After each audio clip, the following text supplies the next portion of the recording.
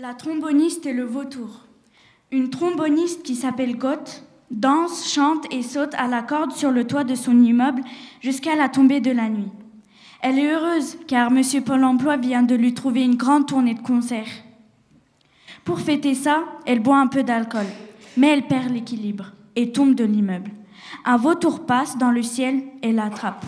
On pourrait croire qu'elle est sauvée, mais pas du tout. Le vautour ne la fait pas descendre. Il la ramène pour ses enfants parce que les bébés vautours adorent manger les humains, et particulièrement les trombonistes.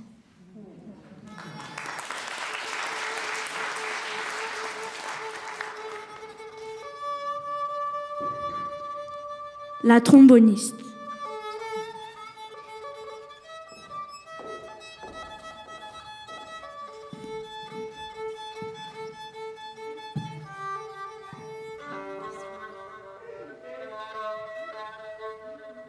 C'est l'histoire d'une tromboniste qui s'appelle Mathilde Mornéo. Un jour, elle décide de prendre du recul par rapport à sa musique et à ses chansons, et va sur une île déserte avant ses prochains concerts. Pour cela, elle demande que tous les après-midi, un avion vienne lui parachuter de quoi survivre et travailler. Un jour, alors qu'elle attendait la caisse de survie et le matériel dont elle a besoin, l'une des caisses parachutées entre en collision avec le réacteur d'un avion de tourisme qui doit atterrir en catastrophe sur la plage. Mathilde se dirige vers l'avion pour voir s'il y a des survivants. En constatant que les touristes et le pilote sont sains et saufs, elle n'en revient pas de la chance qu'ils ont eue et leur propose de partager son repas avec eux.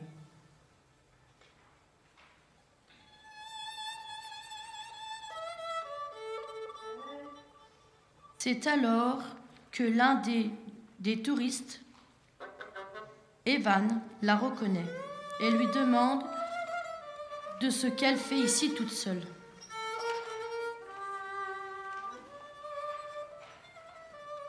Mathilde lui répond qu'elle a perdu son inspiration et qu'elle pensait qu'une fois sur cette plage, cette inspiration lui reviendrait automatiquement sans avoir besoin de réfléchir. Malheureusement, cela ne marche pas. Ivan lui propose de l'aider à composer ses chansons, en prenant le crash de l'avion comme début, puis l'aventure qu'ils vont vivre tous ensemble.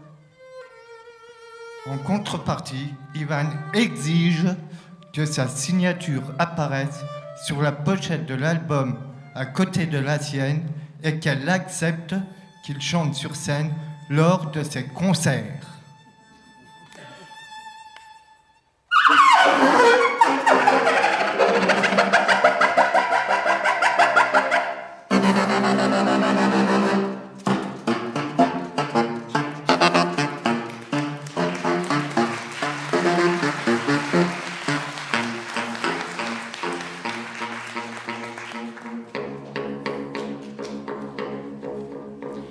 L'anniversaire de Lila.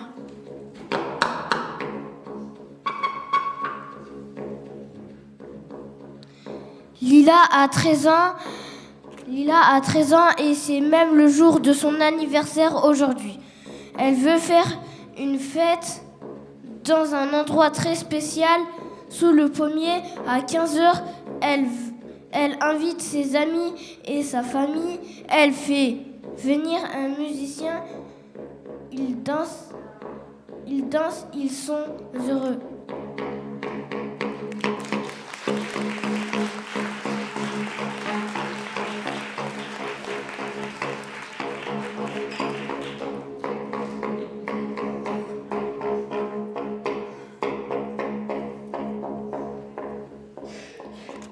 Marie et Maurice, les tortues.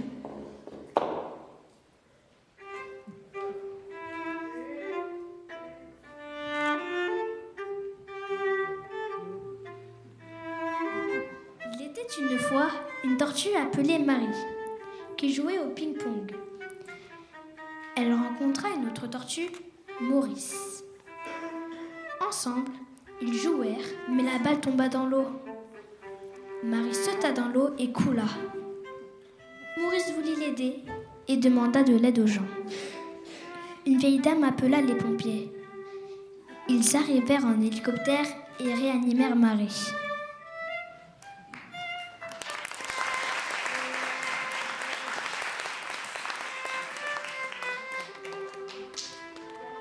L'aigle et le perroquet.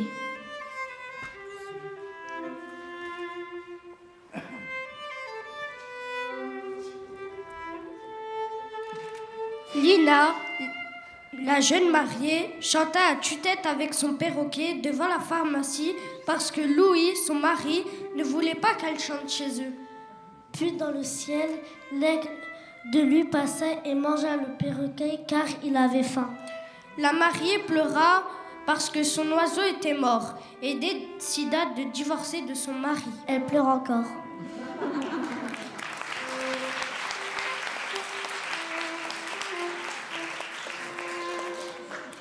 Sans pitié.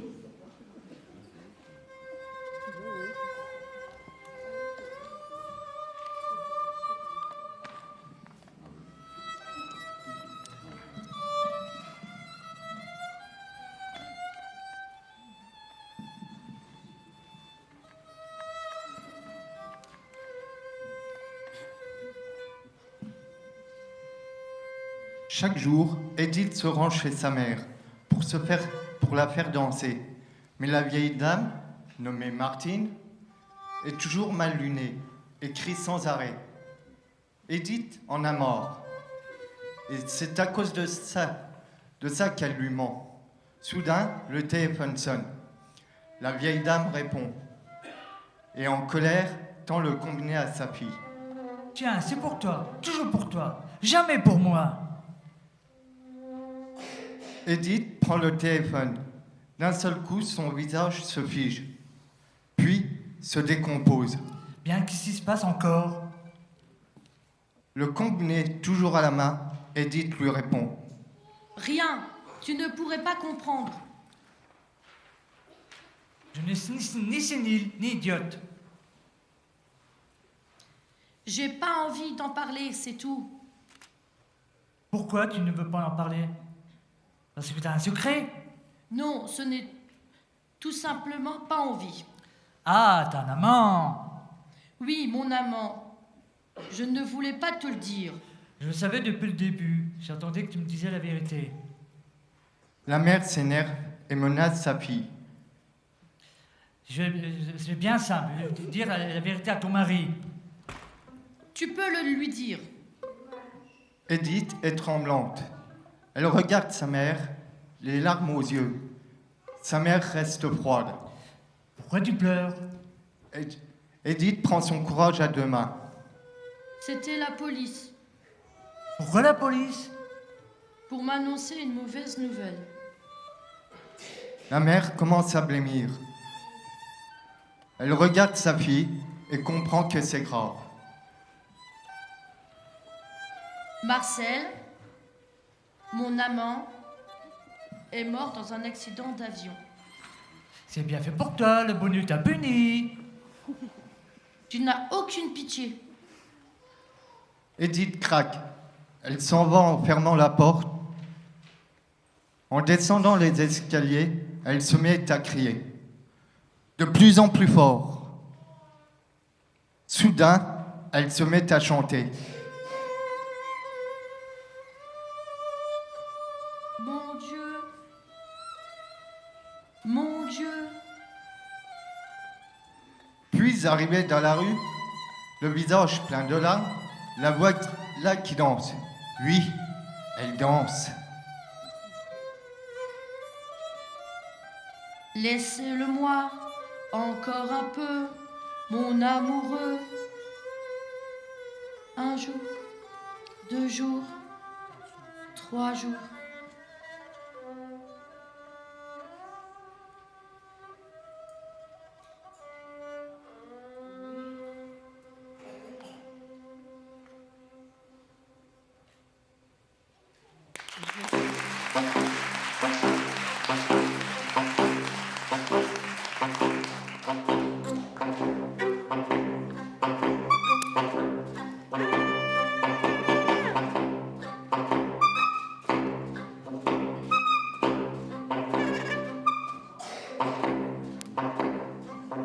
Le chat sans queue.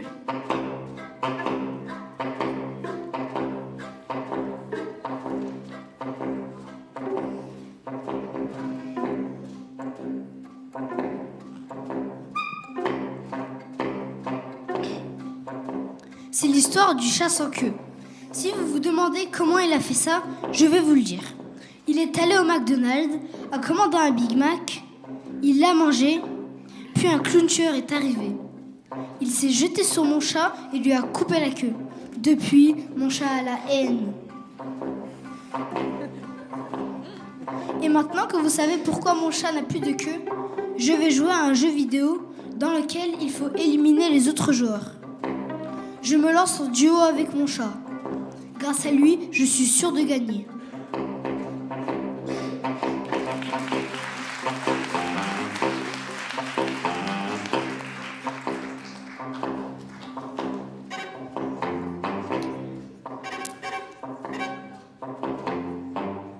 La vieille dame.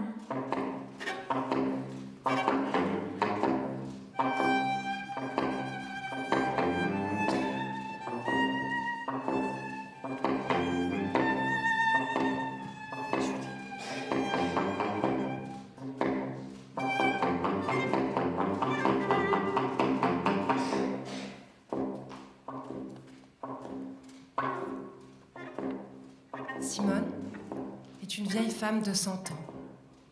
Elle vit seule et a toujours envie d'aller voir plus loin. Elle adore lire, écouter de la musique et rêver sur son canapé rouge. Un jour, le 21 juin, elle monte sur le toit de l'immeuble pour voir les gris du ciel dans cette journée pleine de gris. Elle regarde. Elle sait que le gris est un mélange de valeurs. C'est à ce moment-là qu'elle voit un ovni. Ça lui rappelle ses rêves. Demain, il y aura plein de couleurs différentes et intéressantes. Simone voit les couleurs à sa façon.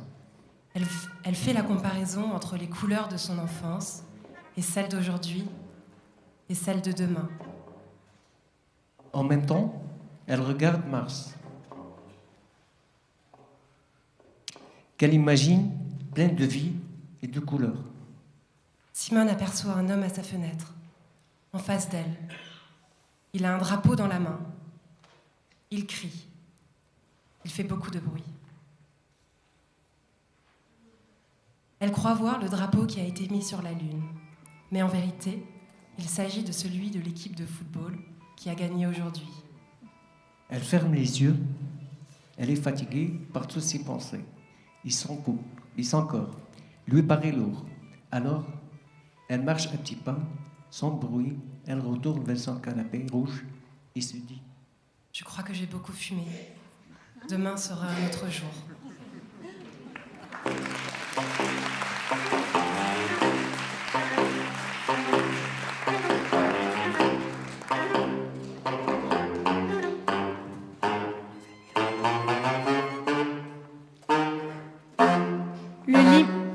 Le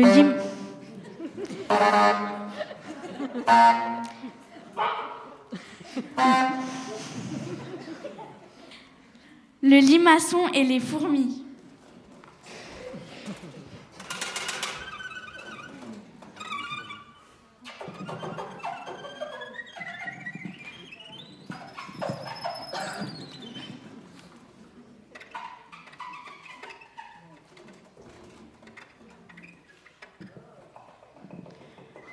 Tom, le limaçon, est dans sa salle de bain.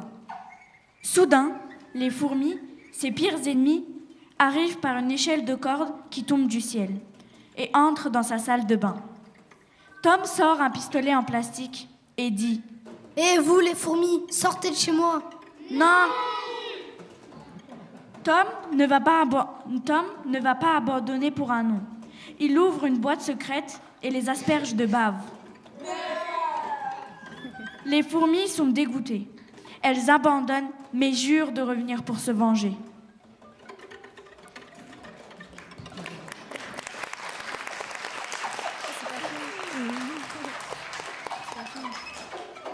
Tom dort profondément dans sa chambre. Les fourmis entrent sans faire de bruit et le kidnappent. Puis, le limaçon se réveille dans la cabane des fourmis, assez grande pour qu'il puisse y tenir. La reine des fourmis arrive et lui dit « Étranger, sais-tu pourquoi tu es là ? Non. Tu as volé toutes nos réserves de nourriture.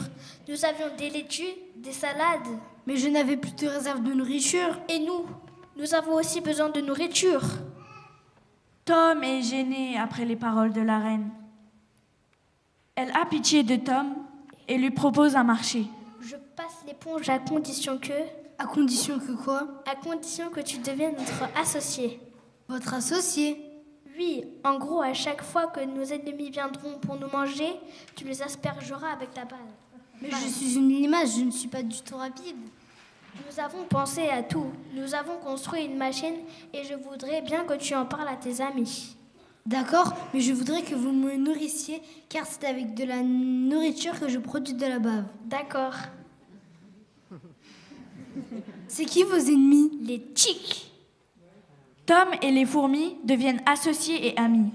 2 jours plus tard, Tom dort profondément et son talkie-walkie le réveille très brusquement pour la mission Tic. Il avait oublié qu'il est maintenant associé avec les fourmis. Il prend la machine et file à toute allure à la cabane, combat les tiques et gagne une grande barquette de salade. La reine des fourmis est très contente.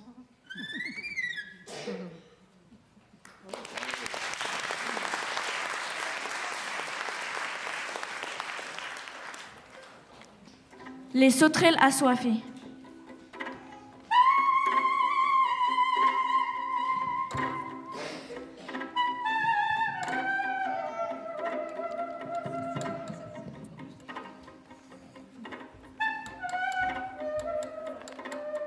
C'est l'histoire d'un roi qui s'appelle Bruno et qui vit en France.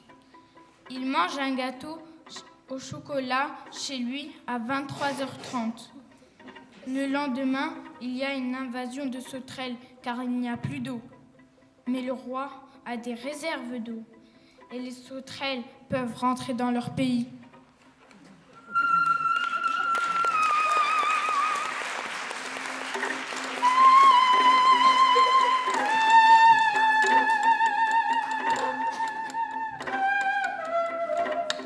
La chenille.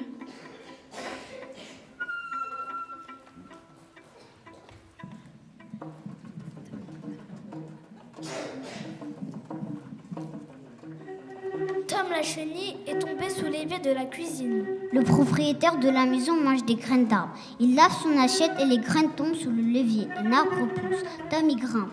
Le propriétaire a envie de fraises. Il part en cueillir mais n'en trouve pas. Il rentre chez lui et se rappelle qu'il en a dans son frigo. Il prend les fraises, les lave. Tom est toujours sur le levier de la cuisine. Il voit une petite fusée. Il y rentre. La fusée décolle toute seule. Et Tom retourne dans son habitat naturel.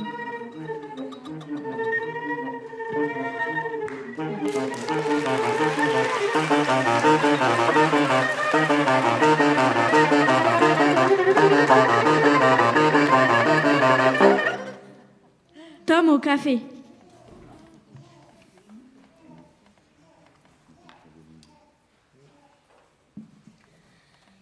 Tom est un ado de 18 ans.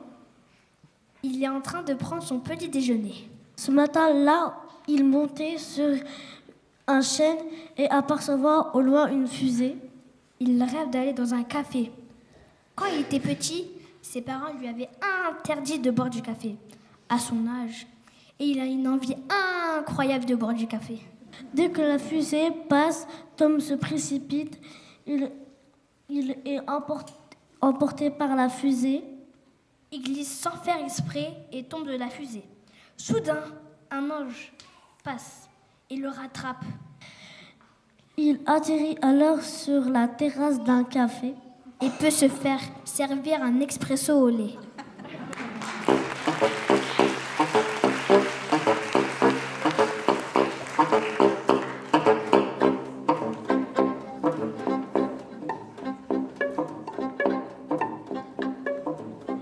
L'écureuil.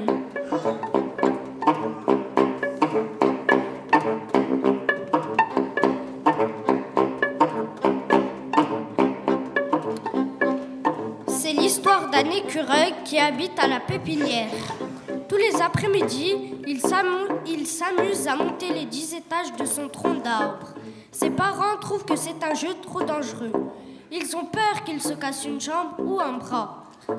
Mais notre petit écureuil ne veut pas les écouter. Alors ses parents les punissent. Il doit rester chez lui. J'aimerais bien m'échapper par la fenêtre, mais je vais m'écraser si je saute. L'écureuil cherche une idée. Quand tout à coup, Je sais, dans mon coffre à jouer, j'ai un parachute. l'écureuil enfile le parachute, il saute, mais se casse une jambe. Aïe, aïe, aïe, j'ai mal. Comment je vais m'en sortir? Soudain, il se souvient que dans son tronc d'arbre, on a construit une cheminée. Il faut que j'escalade cette cheminée sans toucher ma jambe, sinon j'aurai très mal.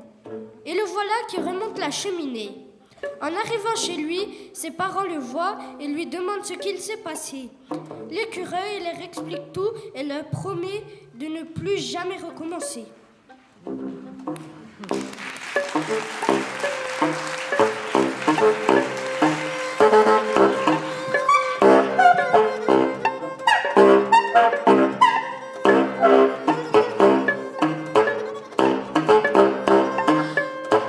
Ouragan.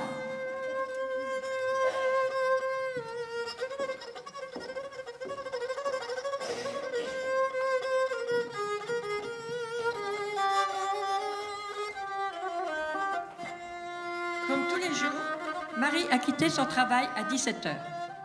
Aujourd'hui, le ciel est particulièrement chargé de gros nuages menaçants. L'atmosphère est électrique. Le vent s'est levé brusquement en début d'après-midi.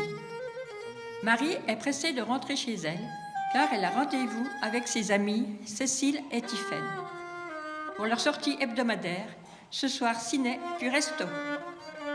Son domicile se situe à environ une dizaine de kilomètres de l'étude notariale où elle est secrétaire.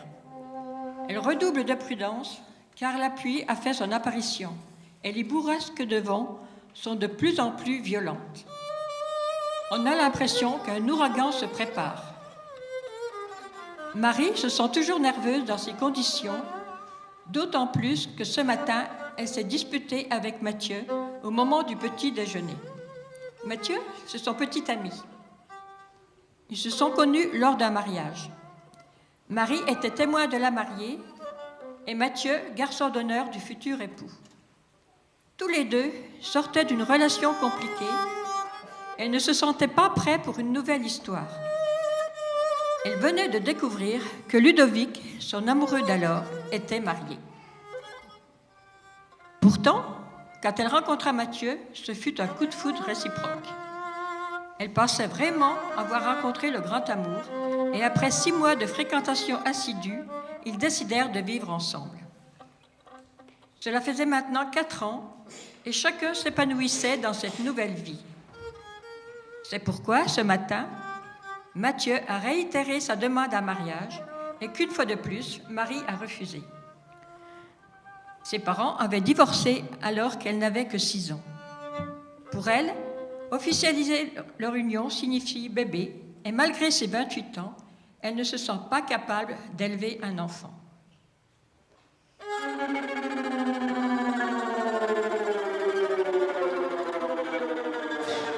Soudain, c'est ahurissant. Marie est secouée dans tous les sens, comme dans un manège à sensations ou un tambour de machine à laver.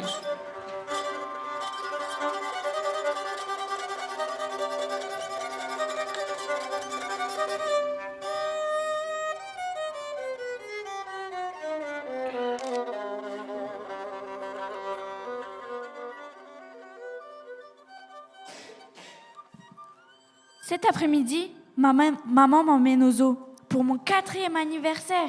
Je suis toute excitée car elle me promet une énorme glace si je suis sage.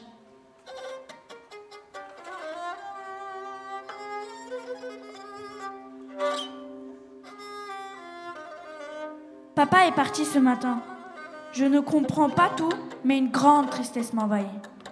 Pour me consoler, maman m'emmène choisir un chaton que j'appelle Gribouille.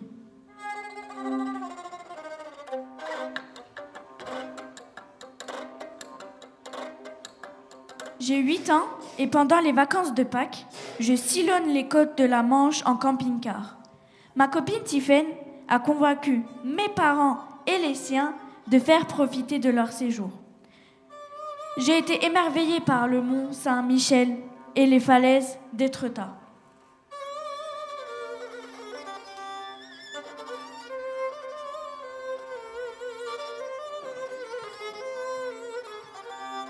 Je suis heureuse en ce jour de rentrée scolaire. Papa a pu se libérer de son travail. De ce fait, mes deux parents pour ce grand événement, mon entrée en 6e.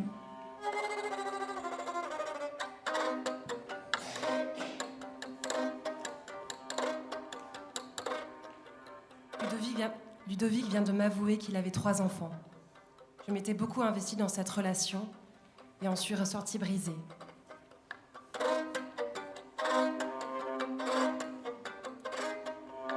Ça y est, j'ai rencontré mon âme sœur, Mathieu. Il a 25 ans et vient de terminer ses études. Je suis très amoureuse de ce garçon brun aux yeux bleus.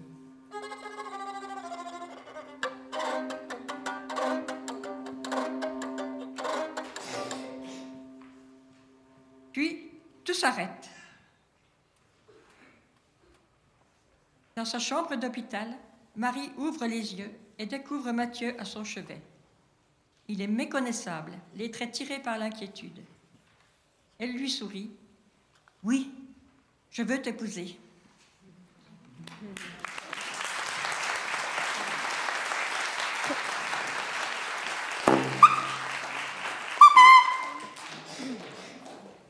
Tom s'enfuit.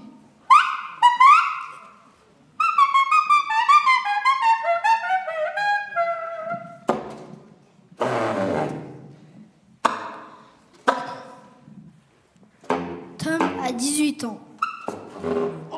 Il vit dans une maison sur pilotis. Il a une console de jeu. Une PS4. Il joue toujours avec son personnage préféré, le loup-garou. Un jour, il fait un terrain de jeu.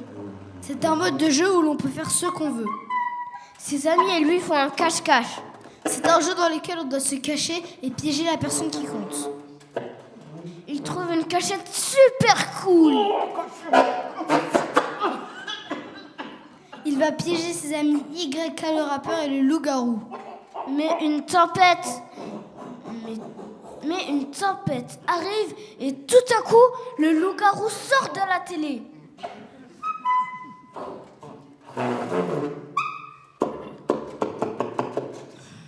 Il ouvre son parachute et saute par la fenêtre. Tom part à sa recherche. Il ne le trouve pas et revient à la maison. Le loup-garou est dans les toilettes. Il le remet dans la télé et l'éteint. Tom se demande comment son personnage a pu sortir de la télé. Il ne savait pas que sa télé était magique. Il est très fatigué et va dormir.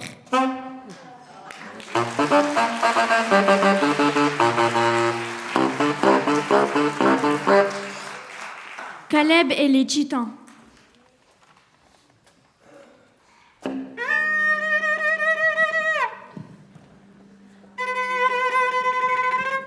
Il était une fois un monde de cochons. Un beau jour, alors que Caleb, le cochon, regardait passer les avions, Il faut dire que Caleb était passionné par l'aviation. il vit une fusée s'écraser. Cet accident déclencha la colère des titans, qui croyaient que les cochons étaient la cause.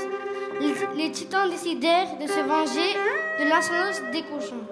Les cochons, eux, créèrent une armure pour pouvoir se défendre des titans, et des maçons construisirent un mur géant pour les arrêter.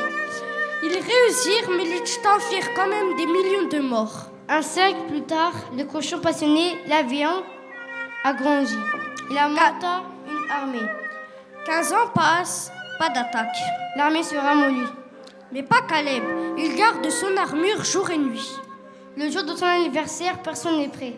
Et c'est ce jour-là que les titans décident d'attaquer et détruisent le mur. C'est une catastrophe!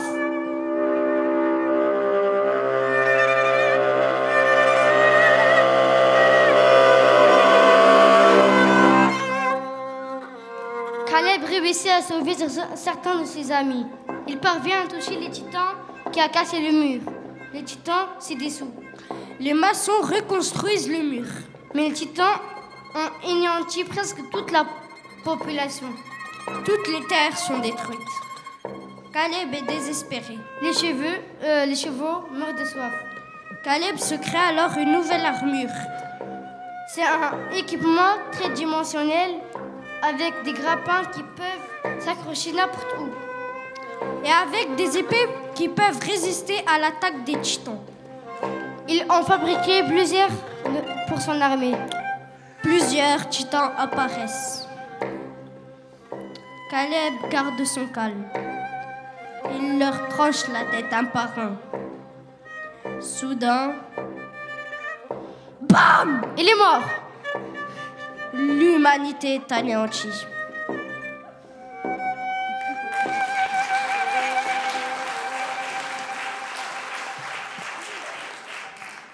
Le cochon et le poulet. Chaque jour, à minuit, un cochon carnivore pilote un avion dans la forêt. Le cochon aperçoit un poulet. Il descend de l'avion, va voir le poulet et lui propose un pique-nique dans la forêt. Arrivé dans la forêt, le cochon dit au poulet: « Oh, j'ai grave la dalle. »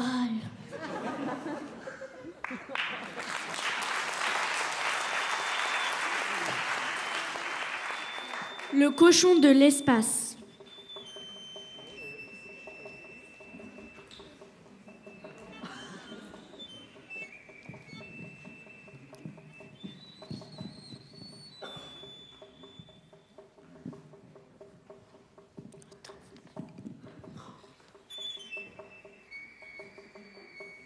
Un cochon court toute la nuit dans le cockpit d'une fusée.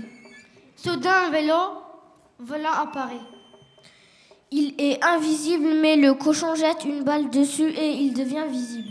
Le cochon prend le vélo pour le tester et il marche très bien.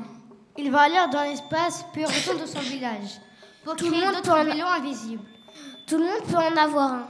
Mais tous les vélos se désintègrent et tout le monde se met à détester le cochon. On le rebat dans sa fusée. Il disparaît à tout jamais.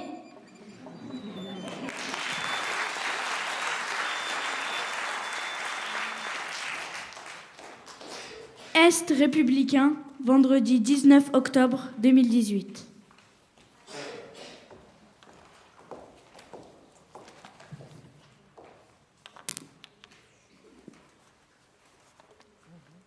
La salle d'audience du tribunal de Nancy était pleine en ce jeudi pour la comparution d'Edmond H., 58 ans, bien connu des services de police, et des Nancéens pour ses larcins répétés, toujours pleins d'imagination.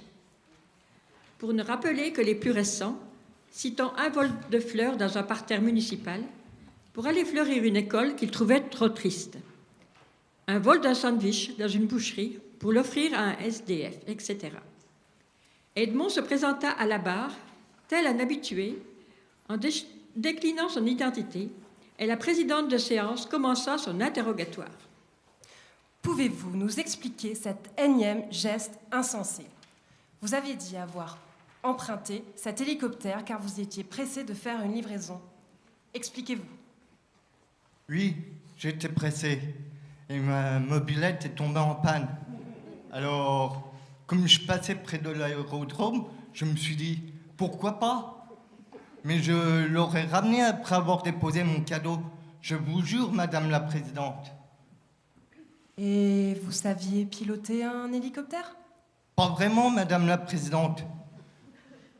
Mais j'ai fait mon service au 1er régiment d'hélicoptères de Phalsbourg. Et j'ai aidé les pilotes. Alors, j'ai vu comment ils faisaient. Vous réalisez les conséquences qu'aurait pu avoir ce vol? Car il s'agit bien d'un vol. Et si vous vous étiez craché sur une cour d'école?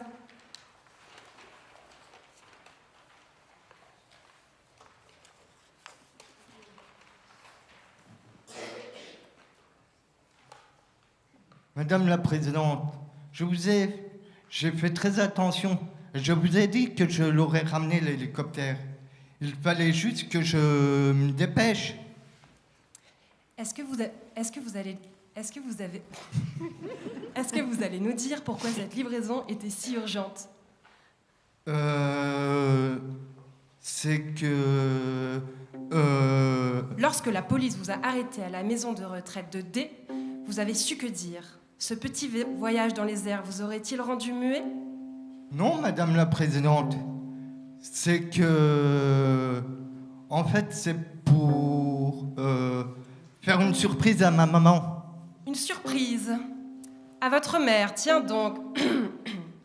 Et en quel honneur? C'était son anniversaire. Et je voulais lui offrir un bouquet de fleurs. Mais enfin, Edmond, votre immaturité nous laisse pantois. En effet, le prévenu avait déposé sans encombre l'hélicoptère dans la cour de la maison de retraite et avait eu juste le temps d'aller embrasser sa mère avant d'être arrêté par la police. L'interrogatoire continua encore un peu sur ce ton. Edmond, ne pouvant donner que cette explication à son geste, répétant qu'il n'était pas un escroc et s'excusant pour cette bêtise qu'il ne recommencerait plus. D'ailleurs, il jura qu'à partir d'aujourd'hui, il se tiendrait à carreau. La juge, quelque peu déroutée par sa sincérité, essaya de lui faire comprendre qu'on ne pouvait pas faire n'importe quoi, même par amour pour sa mère. Elle le condamna à 12 mois de prison avec sursis et 1 000 € d'amende à verser au club d'aéronautique. Edmond éclata en sanglots, tel un enfant. Il ne pouvait s'arrêter de pleurer et l'assemblée, surprise par la réaction du prévenu, se tut. Personne ne bougeait. Le silence dura de longues minutes, lorsqu'un cri strident se fit entendre dans la salle. Tout le monde se tourna alors vers une personne âgée, assise dans un fauteuil roulant. Les cris de cette femme étaient déchirants et toute l'assemblée devina que c'était la mère d'Edmond.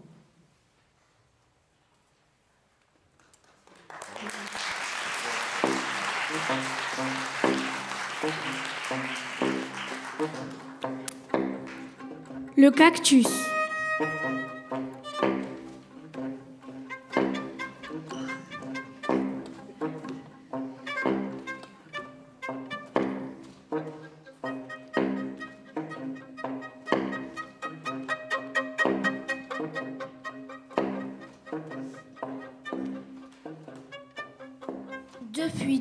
Depuis des mois, Younes monte sur un arbre pour regarder passer les avions.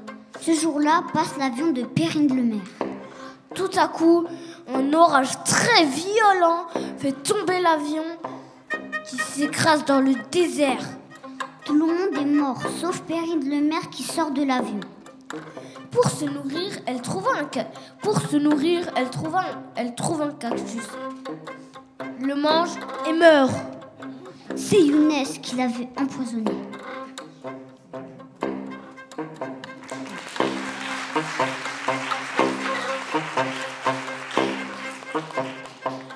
Le poids des mots.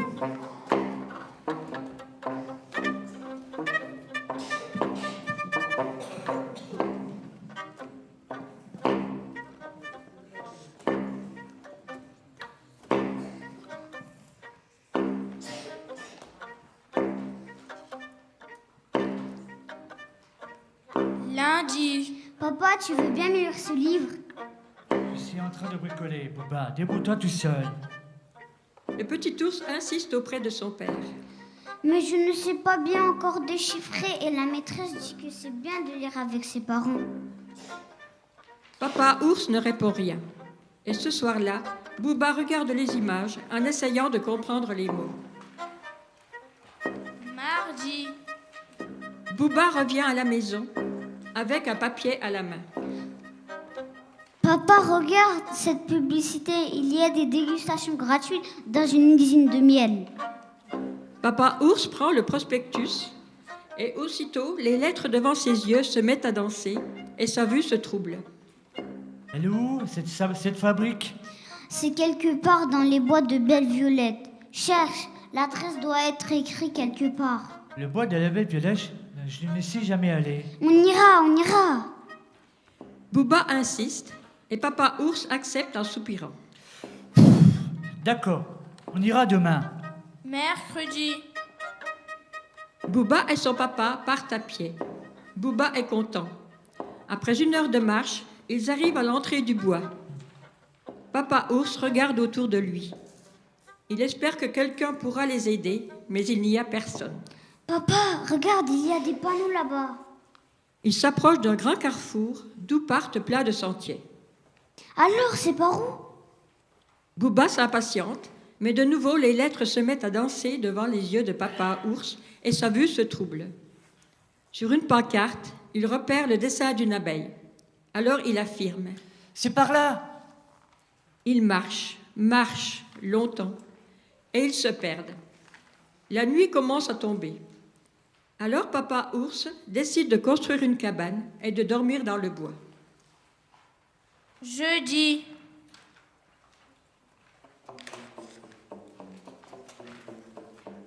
En sortant de la cabane, Booba aperçoit du rouge au loin. C'est un toit. L'usine, on était tout près. Booba et son papa ours y vont. Mais en approchant, il voit un simple chalet. Sur la terrasse, un cerf est en train de lire un grand album. Bonjour, on est perdu et moi j'ai faim. Le cerf les salue et propose des gâteaux à Booba et du café à Papa ours. Il se lève et saisit des béquilles pour entrer dans la maison. Il lui manque une patte. Ne vous dérangez pas, pour nous. J'aime aborder la visite. Pendant le petit déjeuner, Booba regarde du coin de l'œil l'album que le cerf est en train de lire. Le cerf lui demande. Tu sais lire? Pas encore. Est-ce que ton papa te raconte des histoires le soir? Papa ours sent son cœur s'emballer dans sa poitrine. Booba répond. Jamais, il dit qu'il n'a jamais le temps. Papa ours sent ses mains devenir humides. Il respire profondément et bafouille. Je ne sais pas lire. Quoi? Je ne sais pas lire, Booba.